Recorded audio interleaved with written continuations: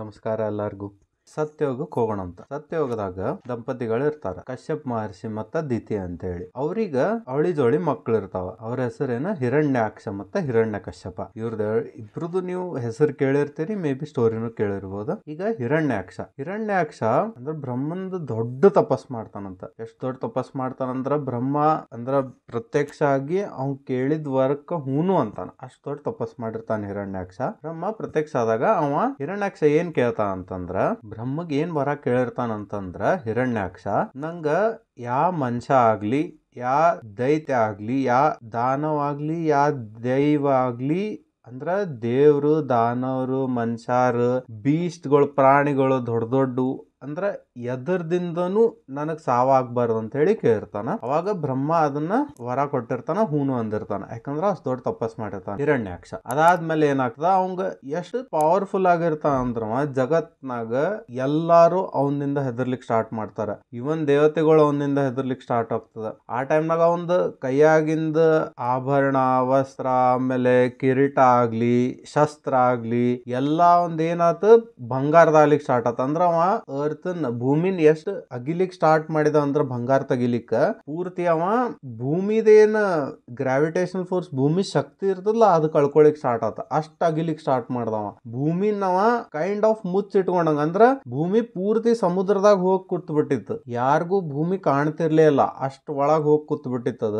ಆ ಟೈಮ್ನಾಗ ಹಿರಣ್ಯಾಕ್ಷಗ್ ಸೋಲಿಸ್ಲಿಕ್ ಯಾರಿಗೂ ಆಗ್ತಿರ್ಲಿಲ್ಲ. ಯಾಕಂದ್ರ ಬ್ರಹ್ಮ ಸ್ವಯಂ ಅವಂಗ ವರ ಕೊಟ್ಟಿರ್ತಾನ. ಆ ಟೈಮ್ನಾಗ ವಿಷ್ಣು ಏನ್ ಮಾಡ್ತಾನ, ವರಾಹ ರೂಪ ತಗೊಂಡ ಭೂಮಿನ ಸಮುದ್ರದಿಂದ ಪೂರ್ತಿ ಮ್ಯಾಲ ಎತ್ತಿ ಏನ್ ಮಾಡ್ತಾನ, ಇವಂಗ ಹಿರಣ್ಯಾಕ್ಷಗ ಸೋಲಿಸ್ತಾನ. ನೋಡ್, ವರಾಹ ರೂಪ ಅರ್ಧ ದೇವ್ರ, ಅರ್ಧ ವರಾಹ ಅಂದ್ರೇನ ಹಂದಿ. ಅಂದ್ರ ವರಾಹ ರೂಪದಾಗ ವಿಷ್ಣು ಬಂದ್ ಸುದರ್ಶನ ಚಕ್ರ ಬಿಟ್ಟು ಹಿರಣ್ಯಾಕ್ಷಕ್ ಕೊಂದಿರ್ತಾನ. ಆ ಟೈಮ್ನಾಗ ವರಾಹ ರೂಪ ಅಂದ್ರ ತಂದ್ ಹಂದಿ ಮುಖದ ಮೇಲೆ, ಮೂಗ್ ಮೇಲೆ ಹಿಂಗೇನ್ ಉದ್ದಂದಿರ್ತದಲ್ಲ, ಅದ್ರ ಮೇಲೆ ಅರ್ಥನ್ ಮ್ಯಾಲ ಎತ್ತಾನ ವಿಷ್ಣು. ಅಂದ್ರ ಅವಂದ್ ಪವರ್ ನೋಡಿ ಹಿರಣ್ಯಾಕ್ಷಾಗ ಏನ್ ಅನಿಸ್ತದ, ಇವನ ನನ್ ಪರ್ಫೆಕ್ಟ್ ಅಪೋನೆಂಟ್ ಅನಿಸಿ ಇಬ್ರು ಯುದ್ಧ ಮಾಡ್ತಾರ. ಅವಾಗ ಯುದ್ಧ ಮಾಡಿದ್ಮೇಲೆ ಹಿರಣ್ಯಾಕ್ಷ ಸೋಲ್ತಾನ, ಸಾಯ್ತಾನ. ಇವ ಯಾರು ಇರ್ತಾನ, ಜಯ ಇರ್ತಾನ. ಈಗ ಜಯ ಸಾಯ್ತಾನ. ನೆಕ್ಸ್ಟ್ ಹಿರಣ್ಯ ಕಶ್ಯಪನ್ ಕತಿಗೆ ಹೋಗೋಣ ಅಂತ. ಈಗ ಹಿರಣ್ಯ ಕಶ್ಯಪನ್ ಕತಿ ಆಲ್ಮೋಸ್ಟ್ ಆಲ್ ಮಂದಿಗೆ ಗೊತ್ತದ. ಯಾಕಂದ್ರ ಭಕ್ತ ಪ್ರಹ್ಲಾದ ಅಂತ ಹೇಳಿ ಒಂದ್ ಮೂವಿ ಬಂದಿತ್ತು.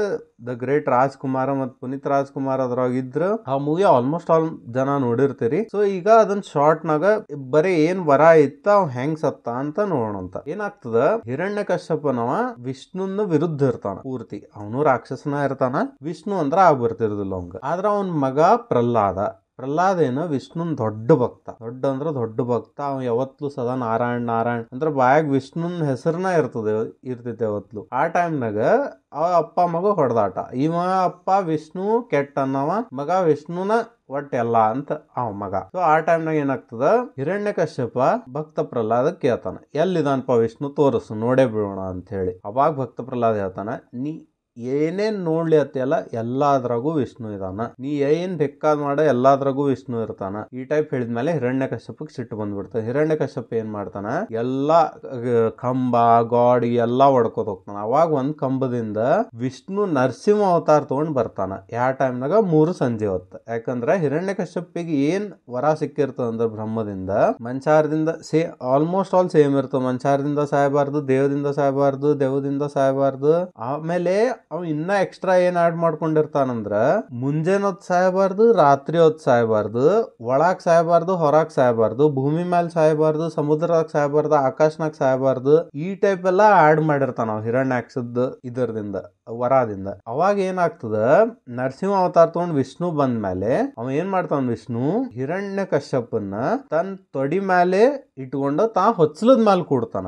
ಅಂದ್ರೇನ, ಒಳಗೂ ಆಗ್ಲಿಲ್ಲ, ಹೊರಗೂ ಆಗ್ಲಿಲ್ಲ, ಆಮೇಲೆ ಭೂಮಿ ಮೇಲೂ ಆಗ್ಲಿಲ್ಲ, ಆಕಾಶದಾಗೂ ಆಗ್ಲಿಲ್ಲ. ತನ್ನ ತೊಡಿ ಮೇಲೆ ಇಟ್ಕೊಂಡು ಉಗುರ್ಲೆ ಹರಿತಾನ. ಉಗುರ್ಲೆ ಯಾಕ, ಅವಂಗ ಇನ್ನೊಂದ್ ವರ ಇರ್ತದ, ಯಾವ ವೆಪನ್ಲೇನು ಸಾಯಬಾರ್ದು ಅಂತ ಹೇಳಿ. ಸೊ ಉಗುರ್ಲೆ ಹರಿತಾನ, ತನ್ನ ಹೊಟ್ಟಿ ಉಗುರ್ಲೆ ಹರಿದು ಬಿಡ್ತಾನ. ಅವಾಗ ಏನಾಗ್ತದ, ಹಿರಣ್ಯ ಕಶ್ಯಪ ಸಾಯ್ತಾನ. ಅವ ಯಾರಿರ್ತಾನ, ವಿಜಯ್ ಇರ್ತಾನ. ಸೊ ಇವ್ರಿಬ್ರದು ಸತ್ಯಯುಗದಾಗಿಂದ ಒಂದೇ ಪಾರ್ಟ್ ರಾಕ್ಷಸರಾಗಿ ವಿಷ್ಣುನ್ ವಿರುದ್ಧ ಆಗಿ ಅವ್ರದ್ದು ಜೀವನ ಕಳೀತಾರ. ನೆಕ್ಸ್ಟ್ ಅಲ್ಲಿ ತ್ರೇತಾಯುಗದಾಗ ಏನಾಗಿ ಹುಟ್ಟತಾರ, ರಾವಣ ಮತ್ತ ಕುಂಭಕರ್ಣ. ಸೊ ಈ ಸ್ಟೋರಿ ಅಂತೂ ಎಲ್ಲಾರ್ಗೂ ಗೊತ್ತಿರ್ತದ. ಸೊ ಬಹಳ ಟೈಮ್ ವೇಸ್ಟ್ ಮಾಡೋದಿಲ್ಲ. ರಾವಣನು ದೊಡ್ಡ ಶಿವನ್ ಭಕ್ತ ಇರ್ತಾನ ಆಕ್ಚುಲಿ, ಬಟ್ ವಿಷ್ಣುನ್ ವಿರುದ್ಧಲ್ಲ. ಸೊ ರಾಕ್ಷಸ ಆಗಿ ಹುಟ್ಟಿರ್ತಾನ, ಯಾಕಂದ್ರೆ ವಿಷ್ಣುನ್ ಕೈಯಾಗ ಸಾಯ್ಬೇಕಾಗಿರ್ತದೆ. ಈ ಟೈಪ್ ಮೊದ್ಲ ಬರೆದು ಬಿಟ್ಟಿರ್ತಾರ ಅವ್ರ. ಸೊ ಅದ್ರ ಸಂಬಂಧ ಅವನು ರಾಕ್ಷಸ ಹುಟ್ಟಿರ್ತಾನ, ರಾಮನ್ ಕೈಯಾಗ ಸಾಯ್ತಾನ. ರಾಮನು ವಿಷ್ಣುನ್ ಅವತಾರ, ಕುಂಭಕರ್ಣನು ಸಾಯ್ತಾನ. ಅದ ಯುದ್ಧದಾಗ, ರಾಮಾಯಣ ಯುದ್ಧದಾಗ ರಾವಣ ಕುಂಭಕರ್ಣ ಸತ್ ಮೇಲೆ ಆಮೇಲೆ ಏನಾಗ್ತದ ಅವ್ರದ್ದು ಹಿಂಗ. ಈಗ ಎರಡನೇದ್ ಮುಗಿತ. ಆಮೇಲೆ ಒಂದೇ ಸ್ಟೋರಿ ಒಳಗೆ ಏನ್ ಕವರ್ ಮಾಡಿದ್ವಿ, ಶಿಶುಪಾಲ ಮತ್ತ ದಂತವಕ್ರಾಗಿ ಅವ್ರ ಕೃಷ್ಣನ್ ಕೈಯಾಗ ಸತ್ತಿರ್ತಾರ. ಸೊ ಮೂರು ಅವ್ರದ್ದು ಸತ್ಯಯುಗ, ತ್ರೇತಾಯುಗ, ದ್ವಾಪರ ಯುಗದಾಗ